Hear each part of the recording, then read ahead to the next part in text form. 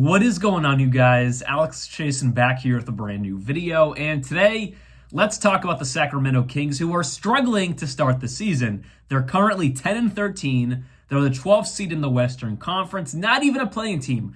They're the 12th seed. Now, granted, it is the Western Conference, so it's very close. They're only 2 games out of that 10 seed, and then they're 2.5 games out of either that 9th or 8th seed, so it's very tight. It's still competitive. It's still there for the Sacramento Kings to get better this year, but no one really saw this coming. No one thought to start the season they would be 10-13. They'd be 3-7 in their last 10 games, and they'd be the 12th seed. This is a team that went out and got that third star. They got DeRozen. They tried to do everything possible to make this team better because they missed the playoffs last year. The year before they made the playoffs for the first time in years. They didn't want that streak to continue. Last year they missed it, and as of right now, they're not even a play-in team. They're going to miss the playoffs if the season ended today. But the season is young, so I'm not saying they're going to miss the playoffs. But the Western Conference is so competitive, and so many teams in the West got better. The Sacramento Kings do not look like they got better. If anything, it looks like they got worse from last year. And last night, they lost to the Memphis Grizzlies, and it kind of really just speaks to the season the Kings are having so far, and it really speaks to what the issues are in Sacramento, because the major issues are not coming from De'Aaron Fox. They're not coming from Sabonis. They're not coming from DeRozen. Now, there are issues there. None of them can hit threes. That is an issue, but there are more important issues that need to be talked about than the lack of three-point shooting from your stars. Of course, that's a major issue. If your main stars can't shoot threes, like last night, De'Aaron Fox shot 0 for 7 from 3. DeRozen shot 1 for 1, but he only took one of them and he made one of them. That's not enough volume, and if he does take volume, he's not going to hit them. The same thing for Sabonis, who is shooting the 3-ball well this year, but there's no volume from him. He was 1 for 2 last night. That's not really the main issue. Again, it's an issue, but not really where my main concern is in Sacramento. My main concern is the depth. The depth is atrocious. And the reason why last night is a perfect example to talk about their depth is because the Memphis Grizzlies, right? Ja Morant had a terrible game. 8 points, 2 for 13 from the field, 0 for 6 from 3. Desmond Bane, not a terrible game, but only put up 18 points. That's about his average. He was the leading scorer for the team. And then you have Jalen Wells, the rookie, 10 points, Triple J 15, Brendan Clark 4. That's the starting 5. None of them put up a ton of points. No one put up more than 18 points. That was Desmond Bane. If the Sacramento Kings did that, they would lose a game by 40 points. They would lose by 50 because their bench unit cannot help them. But the reason why the Memphis Grizzlies won this game, 115-110, is because you go to their bench. Santi Aldama, 15 points. Jake LaRavia, 12 points. Jay Huff, 11 points. Marcus Smart, shout out the former Boston Celtic, 18 points. And then Scottie Pippen Jr. with 4 points. Everyone helped off the bench. To the contrary, you go up to Sacramento. 0 points in 13 minutes for Jay Crowder, also the former Boston Celtic. I'm a Celtics fan if you didn't know. Got to shout out my guys. Isaac Jones in 16 minutes, 9 points. Solid game, I'll give him that. Jordan McLaughlin in only 3 minutes, doesn't really matter, but 0 points. Kevin Huerter, he's the real issue here. In 25 minutes, 6 points. And this man is supposedly supposed to be the sniper off the bench. He was the sniper 2 years ago for this team. 0 for 6 from 3, 3 for 10 from the field. 6 points in 25 minutes. That's not enough from Kevin Huerter. He has been atrocious this year. And then Keon Ellis, only 2 minutes, but 0 points as well. This bench unit, and really the depth in general, does not provide anything that's going to be substantial for wins for the Sacramento Kings team. And that is one of the leading issues going on right now in Sacktown. Games like last night are ones you have to win. If you really want to be even a slightly competitive team in the NBA, you have to win games like this when the main star on the opposing team puts up a dud. Ja Morant, like I said before, 8 points, 2 for 13 from the field, and no one popped off. The leading scorer was Marcus Smart with 18 and then Desmond Bane with 18. It was just such a well-rounded attack. Because the Grizzlies have great depth, that's why they won. But if one of them just popped off or just averaged what they usually average, that being Ja Morant, the Kings would have lost by like 15 points. That's disgusting because they still had DeRozen who put up 26 points. They had Malik Monk who put up 23. De'Aaron Fox with 18. Sabonis with 17. Keegan Murray with 11. But it still wasn't enough. Still was not enough. So one of their main issues right now is definitely their lack of depth, and then some guys not producing to the level we thought they would be producing at. I mean, you have De'Aaron Fox, DeMar DeRozan, and Domantas Sabonis all averaging a combined almost 70 points per game.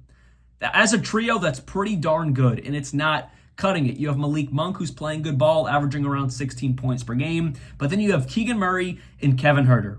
Both of them are supposed to be your premier sharpshooters, and both of them have sucked from behind the arc. I don't feel bad saying they suck because they have sucked. You have Keegan Murray shooting 27% from three. That's a career low. Kevin Huerter also shooting 27% from three. That's like his one job. At least Keegan Murray can provide other things like great defense. Kevin Huerter is almost unplayable right now, shooting 27% from three. That's his one job, and he's not doing it. He wasn't amazing last year.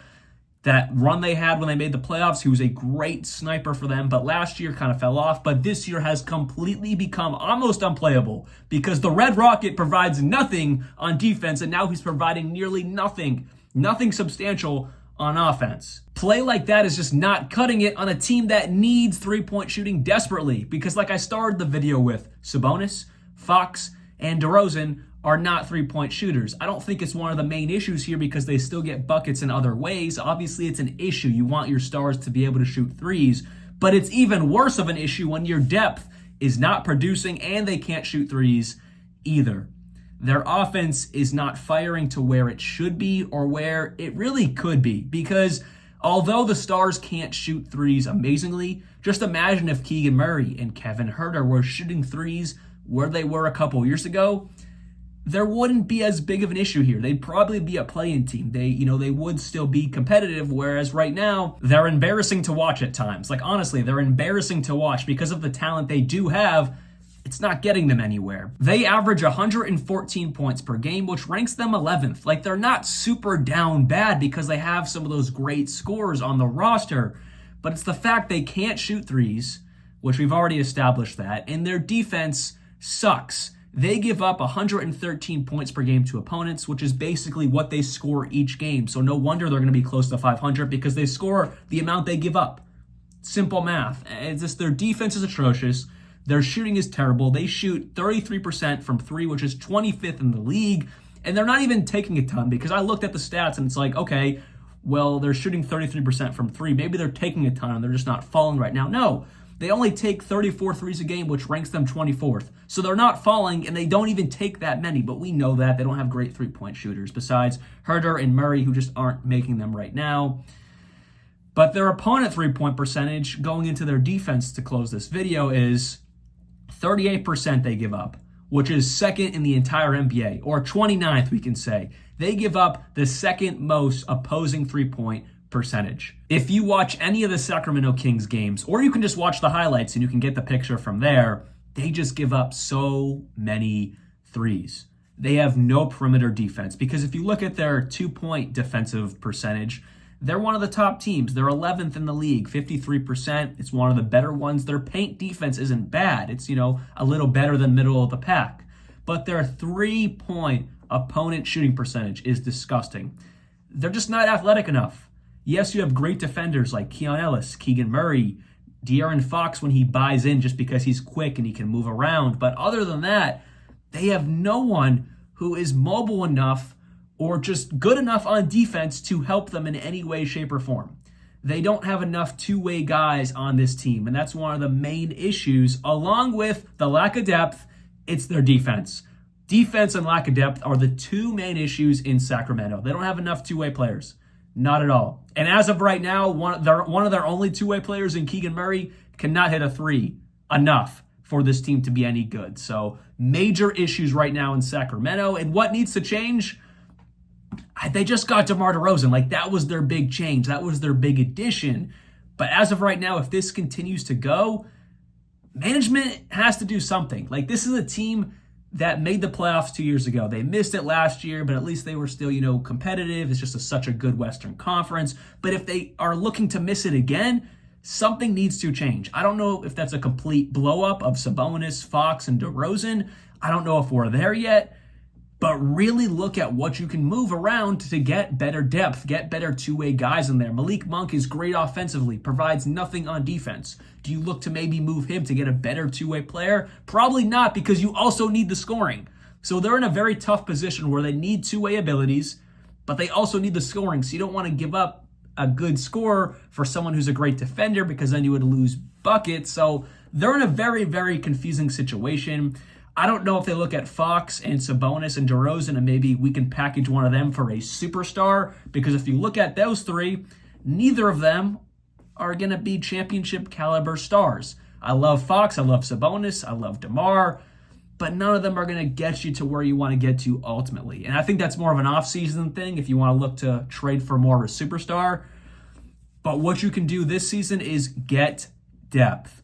Look for the trade market. And I think you do this well before the trade deadline. Like, I think you start looking relatively soon. You shouldn't be 10-13. You should be 13-10. Like, that would honestly be more understandable in such a good Western Conference.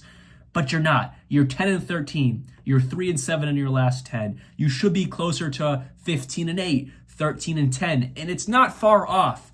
But when you look at this whole team, it looks like they're only going to get worse based off where they are right now.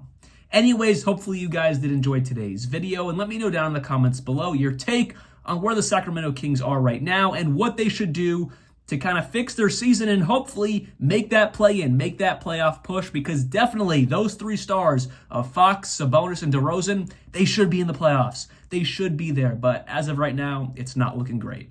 I'll see you guys very soon, and like always, peace out.